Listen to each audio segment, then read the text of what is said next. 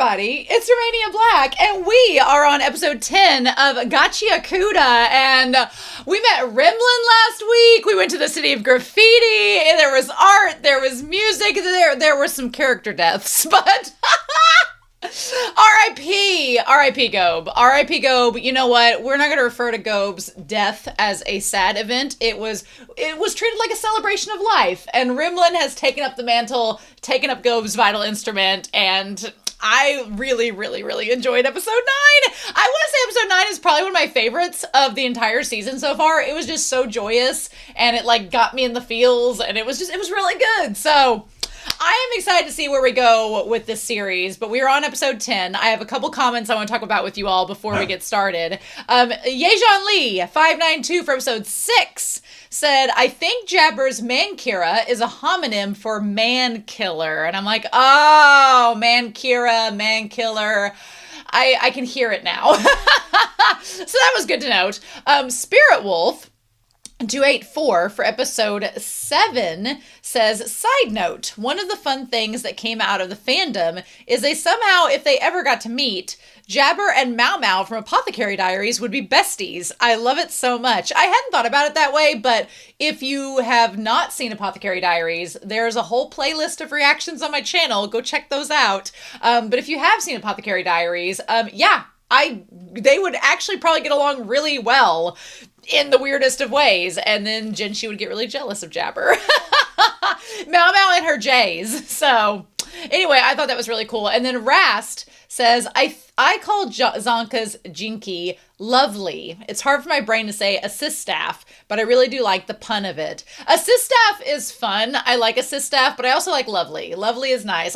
People in the comments have been giving Zonka's vital instrument a feminine kind of presence, and I'm like, okay, all right. I guess it's with assist staff, like the assistant and everything, because usually secretaries are kind of like stereotypically gendered roles towards women, or they historically have been. So that is very fascinating. But yeah, I appreciate everybody's comments. Everybody's comments have been a lot of fun.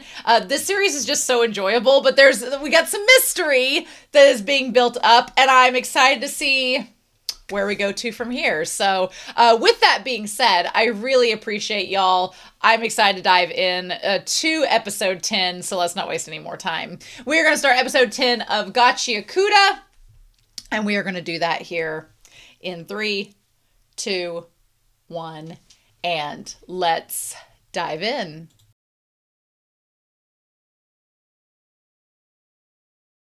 Oh, it's getting more interesting.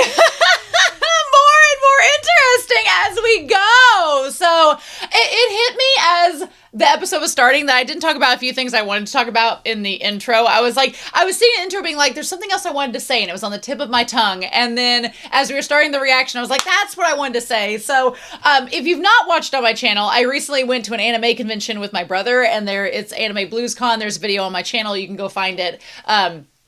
But in it, I was talking about the cosplay that I saw, and I was pleasantly surprised to have seen a lot of Gachiakuta cosplay. I was like, yes! Which, you know what, Gachiakuta would be really fun to cosplay because, you know, it's a mix of like casual clothes, but it's stylized in specific ways. My favorite was, there's a picture of her in the video review that I did of the convention, but there was a woman that cosplayed as Rio. Amazing cosplay, impeccable. I saw a Zonka, I saw a Rudo, and I'm pretty sure I saw an engine. I'm pretty sure from a distance I spotted an engine, but definitely a Zonka, a Rudo, and a Rio.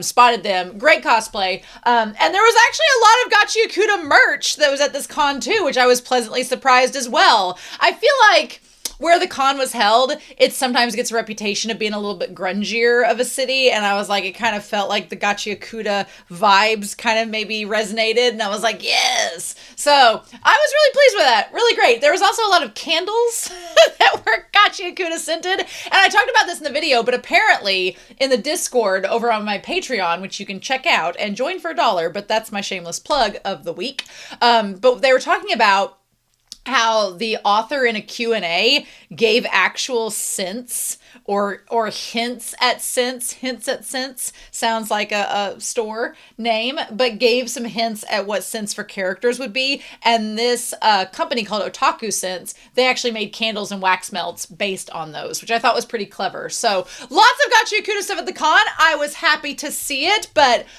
such creativity is very indicative of what kind of show this is. And I feel like it was appropriate to start out with that, because then we have Rimlin showing up here the episode in 3, 2, 1. I freaking love Rimlin. I love them. We didn't get a chance to really know Gob. Gob did not get to grace our screens long enough to really get to know him, but I love Rimlin. Rimlin is such a great spiritual successor to our boy. And poor Rudo! Poor Rudo being the clown, being the fool. We pity the fool. I felt for him. I was like, oh my dude. Oh my dude. We're going to talk about the tattoo gun and the implications of that, but I feel for our boy Rudo here. Rudo does not know how to take, humor like that very well. Like, bless his heart, he doesn't know how to take that humor. It just does not. Also, look at his damn arms. Our poor boy, when he took off the shirt and everything, he was so scrawny. I was like, I wanted to give him a hug and a sandwich immediately, because I was like, my dude, you're so skinny. Also, look at Rudo. Look at them looking like an absolute little gremlin with their little tiny fangs. Oh, I love Rimlin. I love Rimlin so much. They can do no wrong in my book.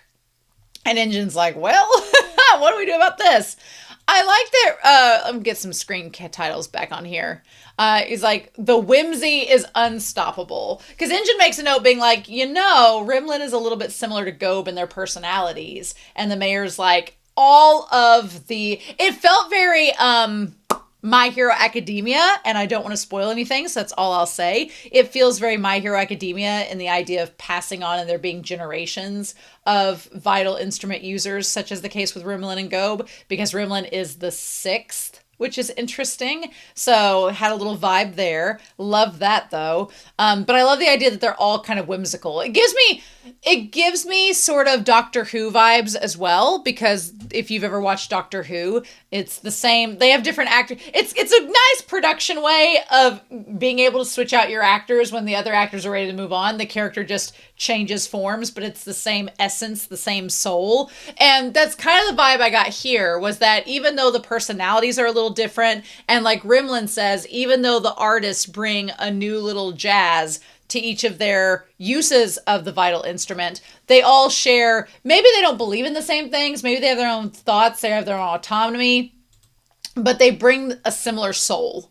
They're all similar souls when it comes to being creative and wanting freedom and wanting to play. Like, those kind of elements are the same of every user of that vital instrument. Not just anybody can inherit the vital instrument. They have to have a sense of whimsy. They have to have a desire for freedom. They have to have a want to play. And those other guys that were trying to just become famous and take it on, and they were talking about their qualifications, that's not what the instrument is about. It's not about qualifications. It's about your soul and your essence. And Rimlin kind of taps into that. I freaking love Rimlin. Look at them. Such a joy. He's like, oh, I want to play. I mean, I work well with you. So yeah. We find out Rimlin's a 6. They tell their histories through art, not the written word. There's something really cool about that, because if you've ever studied history or communications, the idea of how we keep track of history. And if you want to wipe out a culture, you wipe out the literacy of that culture and the way that and I'm not talking about just reading books. I'm talking about the way that they interpret and understand different forms of language as what it is. So for example, one of my professors in grad school was indigenous. And so she talked about her people here in North America, they communicated through beadwork on belts. The beadwork, it was a mosaic, but it was also kind of like a code. It became a language. And that beadwork became a way of them talking to one another and telling histories of their people. And if you didn't know that, you would just think, oh, it's just a belt that they're wearing. But it's more than that. It was a language. It was a communication. It was a history that was on this tapestry that they wore. And so it kind of had that similar vibe with the artists here, where their graffiti, their art is their history, and that's their legacy, and that's their storytelling, not by writing it down, but by illustrating it. And so I think that's so fascinating. And I love the world building. And she's like, I noticed this thing. When I draw on a person, their power doesn't work right if I don't have their consent.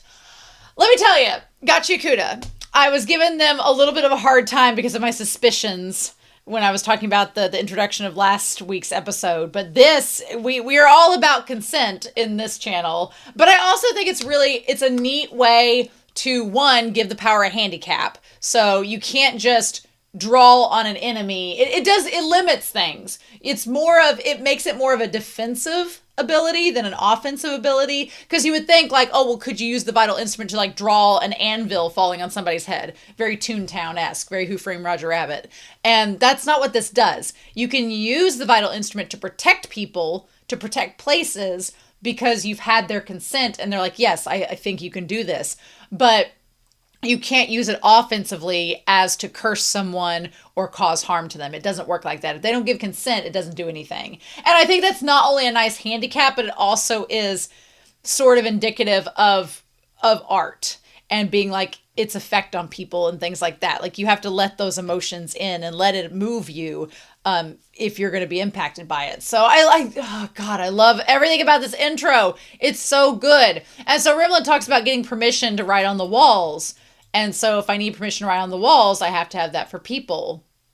And so the mayor says that, previously all these spellcasters have had a similar ability, but there are subtle differences. Like Remlin creating a tattoo gun out of their brush.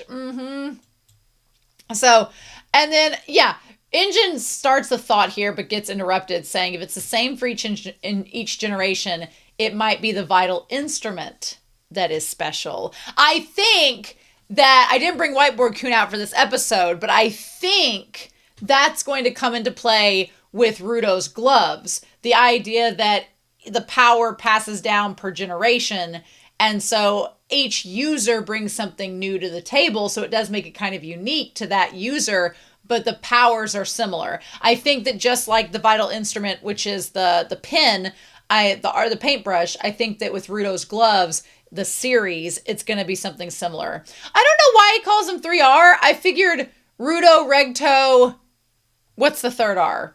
Rudo, Regto, something else. Like, what would that be? He's like, no, that's not it. It's the same because we all bring a real sense of play to our drawing.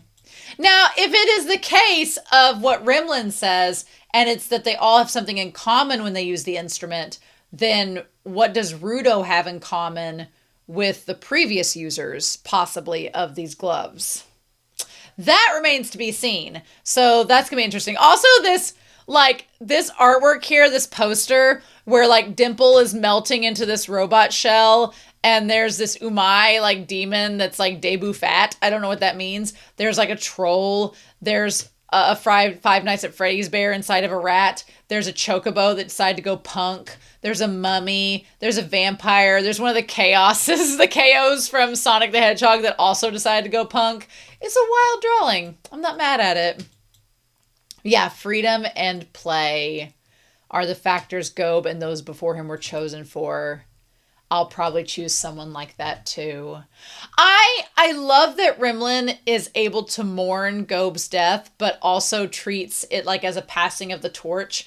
And they're already like, one day I'm going to pass the torch to someone that I deem worthy. Like, Rimlin can do no wrong in my book. They are absolutely best painter, best individual. They're amazing. You end up with similar powers because you think the same way. And I like that Rimlin's like, we don't think the same way. We draw whatever we want in that moment. It's just that sense of freedom. And Engine's like, I don't get it. I feel like we, the audience, understand. I feel like we, the audience, get what Rimlin's getting at. But Engine, bless his heart, where's Grist to calm him down? Engine's trying to figure it all out. I do appreciate that Engine's not perfect. He has moments where he kind of just doesn't get it. And Rudo's like, what is this? But that poor boy, look at that back. He's so scrawny. Like, make this kid a BLT and give him a hug. You want me to draw reduced damage from one major hit on your body.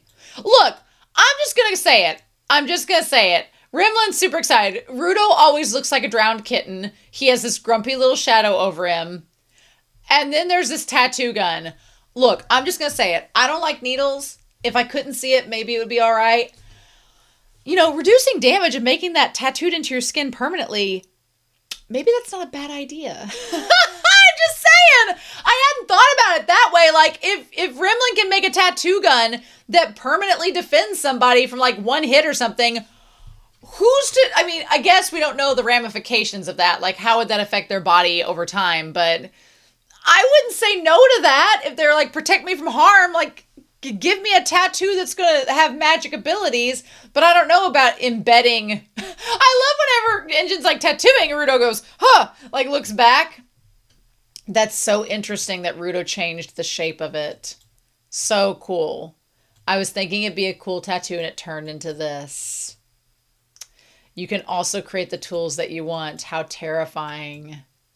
Rimlin is a little monster, and I am so here for it. And Rimlin's like, well, but it might wash off, so what are we going to do?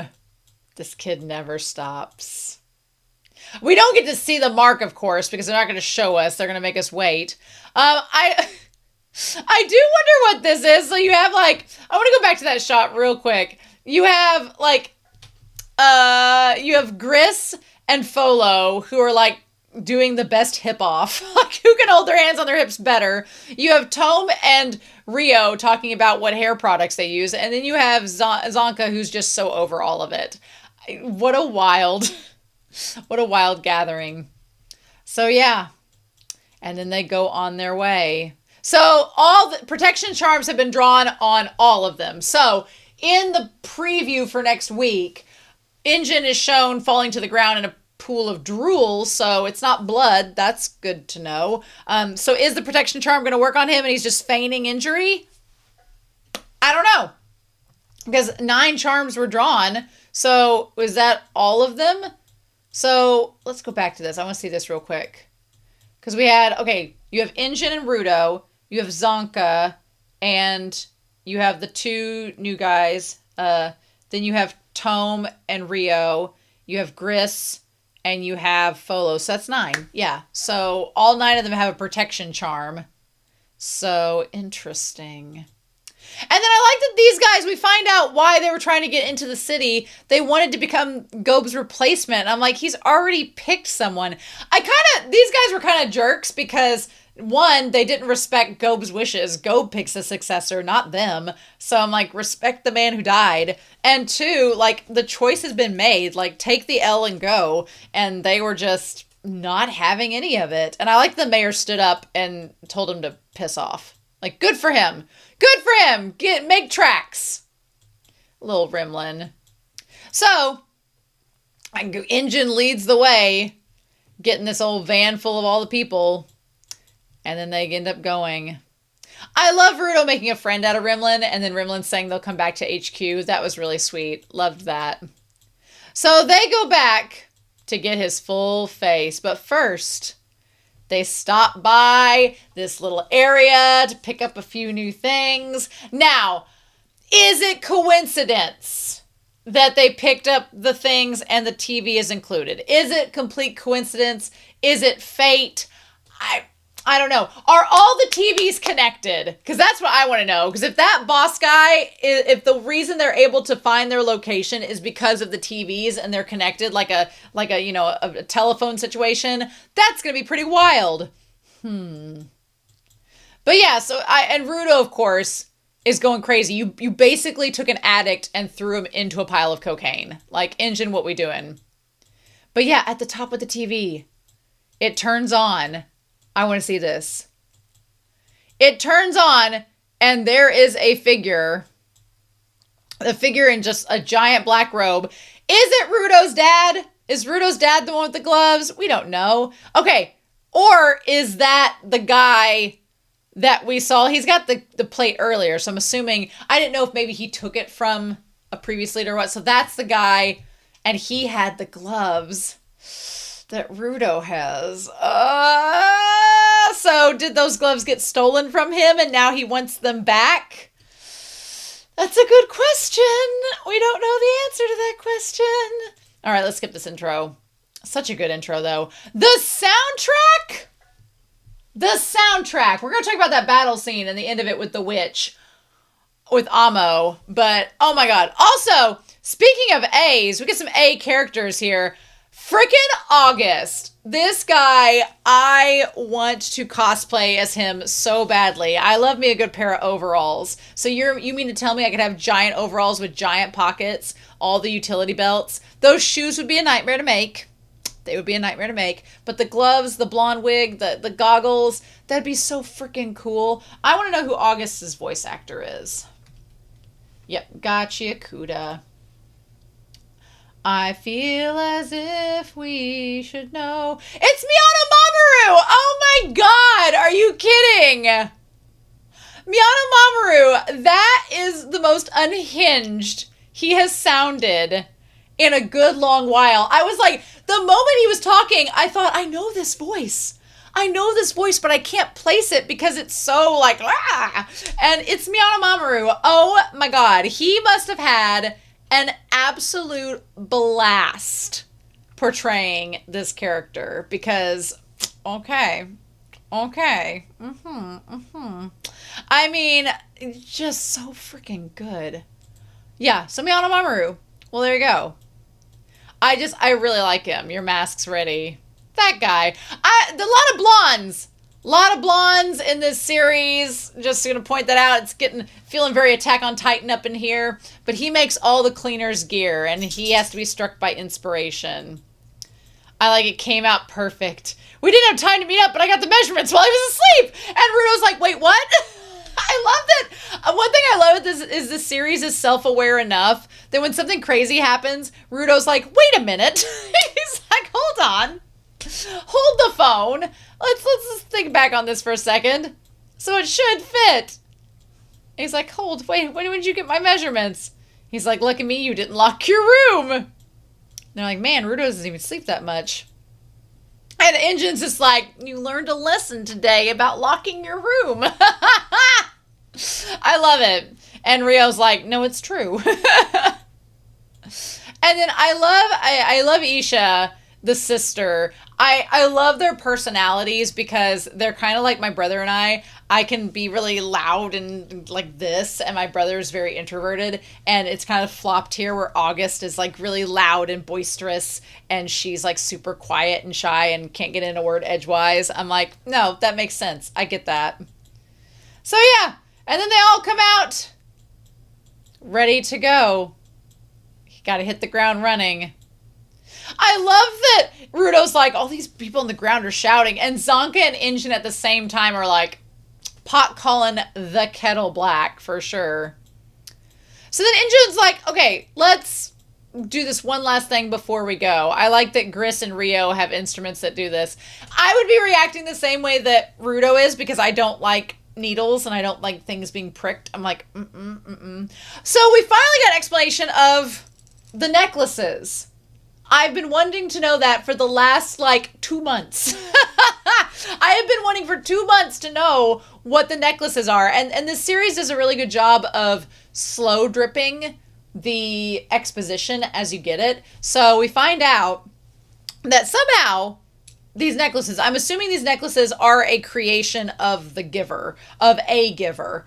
Because maybe it's like the paintbrush. The paintbrush, anything it touches gets affected. Maybe whatever collar is made by the specific giver has communication abilities. But you have to put a drop of blood on the collar for you to be able to communicate with that person. That is an interesting power. That is super intriguing. That there's so much you can do with that later on. Because what if you end up with someone else's collar and you don't know whose blood they've donated to talk to them? What if you overhear something? What if your collar's infiltrated and taken? there's a lot you can do with that world building mechanism. And it's so simple. So I'm going to be curious to see what they do with it. But yeah. And then of course they're like, well now we're going to need some of your blood. Tome is terrifying. All of them.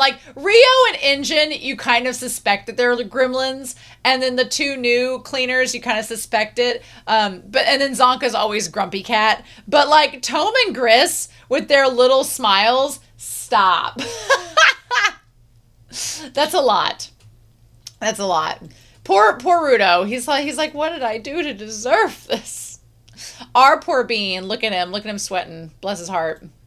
So anyway, he's like, don't you think you brought a little too much? And he's like, I have all that I need, as backups. So the TV's there, which I think is a way that they're being tracked. But the keyboard, we see that. We see the keyboard. We see a radio. We see a robot arm. So I know what we're going to do with that. We also see like a computer monitor, a toaster, a fan. So the keyboard's done. We've used that. But I'm going to be curious to see what else we get.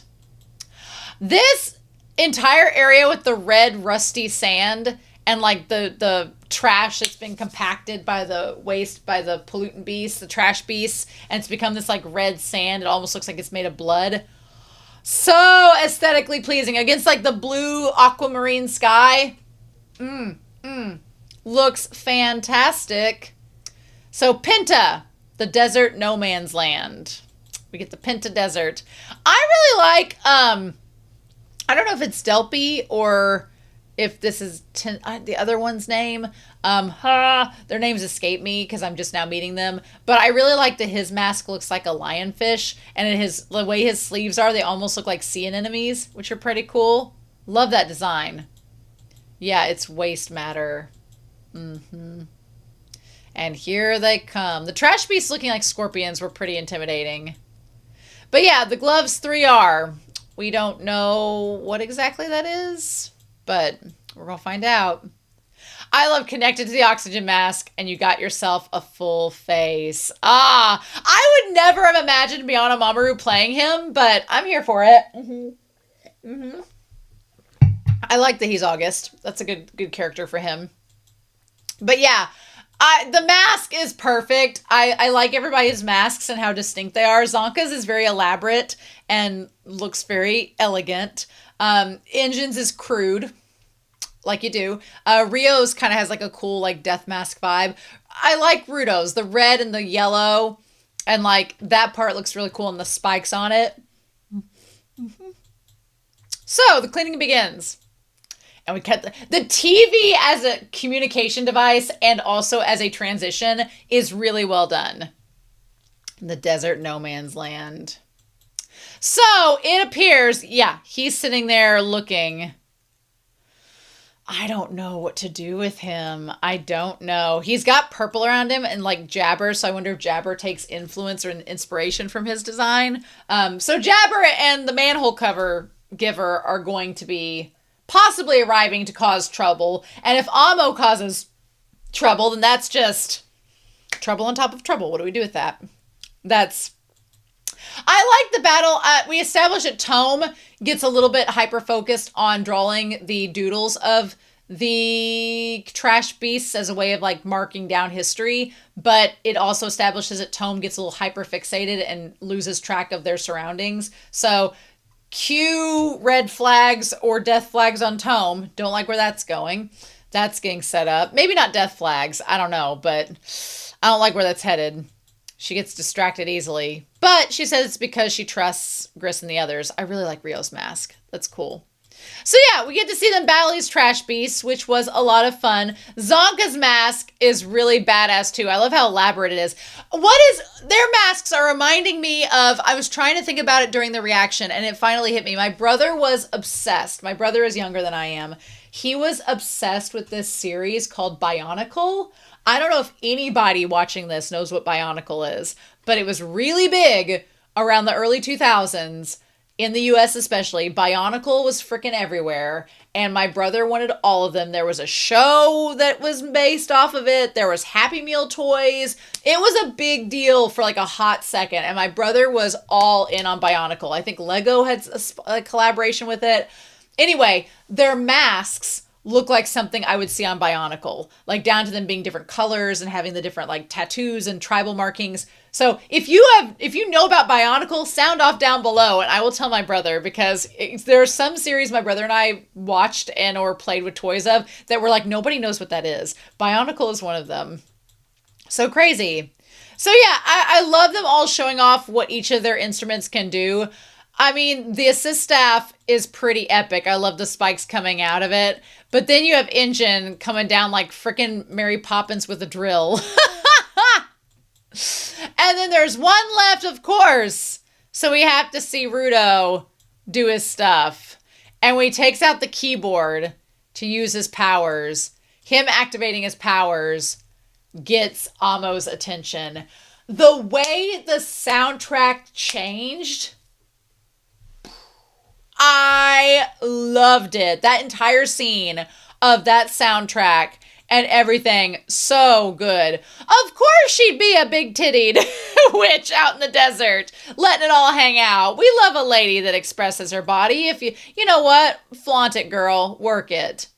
But the keyboard looks really cool. I love the idea that the keys come down, they come off the board and fly around and stick onto the beast. And it like spells out asshole at the end. That part's really fun.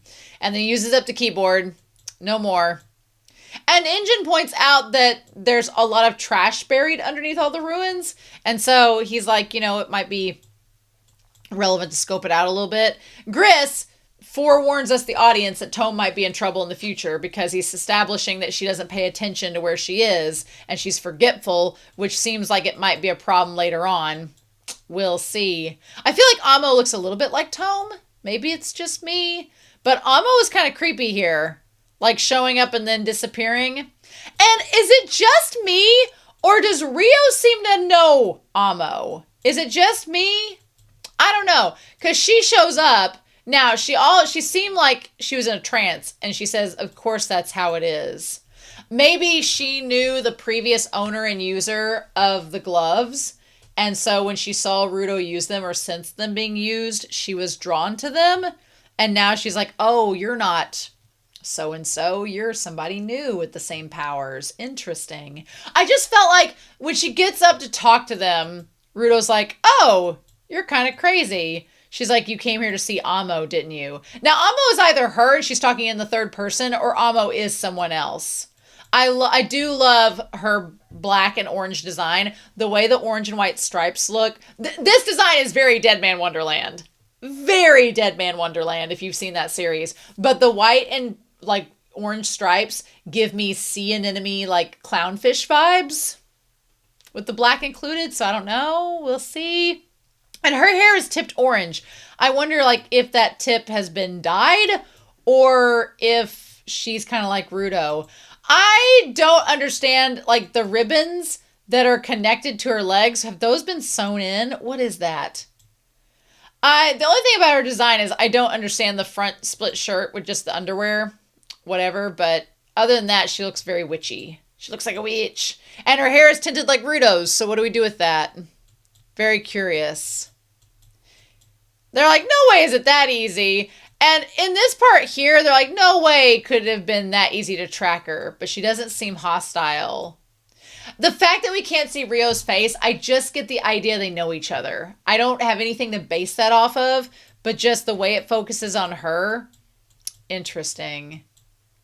She's like, oh, yes, indeed. She's the one we're looking for. And Rio says here, Rio makes this notion. She's like, it stinks. It's not good for our lungs. Can't you come to my house? I mean, it does seem like she's luring there as a trap. It does seem like it's a trap because you came without the mask to conveniently tell them you need to go back and get it. So it does feel like a trap. And I'm like, you guys should know better. But in this moment, there's a moment where she looks at Engine and she says, why don't I go and ask her what's up? Why did Rio volunteer to do that? Because Rio has not volunteered to lead any mission away from the group. Like, that is strange. So I'm wondering if she knows this woman, if she doesn't trust this woman, she suspects something. I don't know. I'm a little bit worried. So, and Engine's like, no, we'll all go together. I'd prefer to talk it out. And if we end up fighting her, I'll take her on. Okay.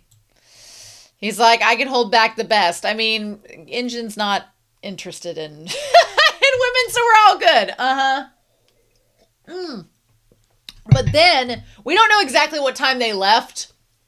We don't know what time they left.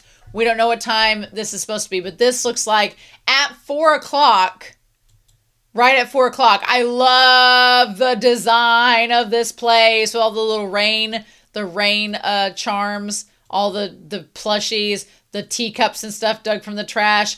At first, you would think that Rudo was appreciating her like treasure finding skills and finding all these trashes, but then we see Engine fall to his knees and he's like been like poisoned or knocked out. Like, how has he been poisoned? What is going on? He's like choking up and Rudo's like, what is going on? She's like, tee hee. So this show and its cliffhangers. You know what the sad part is? I was thinking about it. I was like, if I watched 2 episodes at once, I still would be left on the same cliffhanger because it's an even number. Not fair. Not fair at all. So, anyway. This was a great episode. The soundtrack, amazing. Meeting this crazy character, I love her design, but I'm curious about her already. August, amazing. Love him. And then Rimlin, can do no wrong. Best child in the books. I'm so excited by what's going to happen next, but this episode was so much fun, and I can't wait to talk about it with you all in the comments. But yeah, I'm going to wait until I read the comments for right now, episode 8 and 7 are out on Patreon and YouTube. So I will wait until episodes 9 and 8 are out, and then read those comments, and then I will watch episode 11. So let me know what you thought down below, and I will be getting to it as long as there's no spoilers. But in the meantime, I hope you all have a wonderful week. Please stay safe, take care, and yeah, I'm going to be back very soon with more of Gachiakuta, and I'll see you then. Bye!